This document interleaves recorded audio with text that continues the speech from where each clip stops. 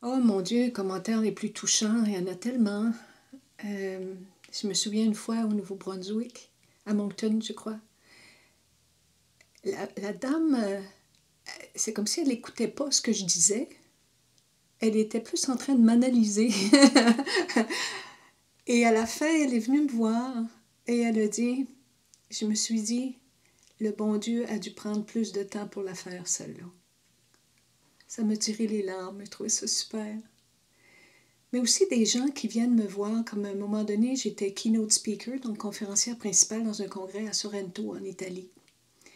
Puis là, ben, à la fin, les gens sont montés sur la scène, me serrer la main, poser des questions, me remercier, si j'avais des livres, bon, ce genre de choses-là. Et il y a deux dames qui sont arrivées et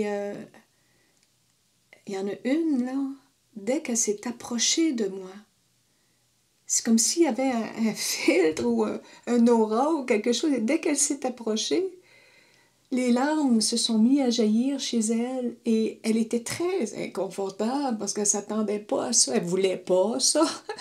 Sa collègue la regardait, qu'est-ce qui t'arrive? Comme c'est une personne à qui ça n'arrive pas souvent, ce genre de réaction émotive.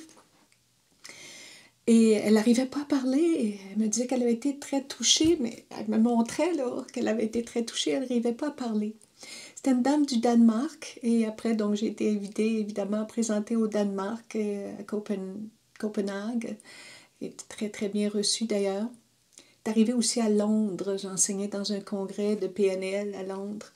Et une femme de tête, tu vois, une femme forte, une femme solide, là, hein, tu le sais tout de suite, là, intelligente. Et, elle avait assisté, ma salle était pleine là, pour cette conférence-là. Puis la même chose, elle aussi, là, surprise, parle. Donc ça, c'est le meilleur genre de commentaire que je peux recevoir. Je me souviens d'un monsieur, il avait suivi la conférence Bâtir sa fierté, où je présente qu'on peut être passif, réactif ou proactif. Donc la théorie de proaction, qui est une théorie importante en impact. Il était avec sa conjointe et là, il avait compris quelque chose que je...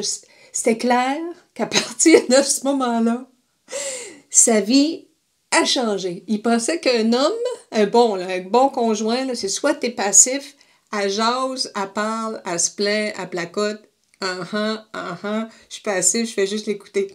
Réactif, elle fait une demande, bang, je réponds à la demande. Elle veut que je fasse rien, bang, je fais rien. Donc réactif. Mais là, il est devenu proactif. Qu'il doit inventer. Il doit nourrir la relation sans attendre qu'elle fasse des demandes. Lui, ça avait été une révélation. Il est devenu un autre homme. Sa femme avait le sourire jusque-là, était prête à me payer pour 10 ans de thérapie, mais dans une présentation. C'était super. Évidemment, beaucoup de commentaires en ligne. Je pense que j'ai 150 pages là, de commentaires de gens qui ont suivi des formations en ligne et qui se sont dit extrêmement touchée. Une madame, à un moment donné, elle me dit moi, j'ai élevé mes enfants là, au début de votre carrière. Là, j'avais suivi une formation avec vous, puis j'ai élevé mes enfants sur des techniques d'impact. Moi. Puis à côté d'elle, elle avait sa fille qui avait à peu près 30 ans, qui, elle, maintenant, était mère. Elle dit regarde, la preuve est là, j'ai bien réussi, puis mes petites, ils vont goûter aux techniques d'impact aussi. Alors, c'est des bons souvenirs, évidemment, que I treasure, tu sais, que je porte dans mon cœur, qui sont là avec moi et je remercie tous les gens qui m'ont soutenu là, pendant cette carrière-là.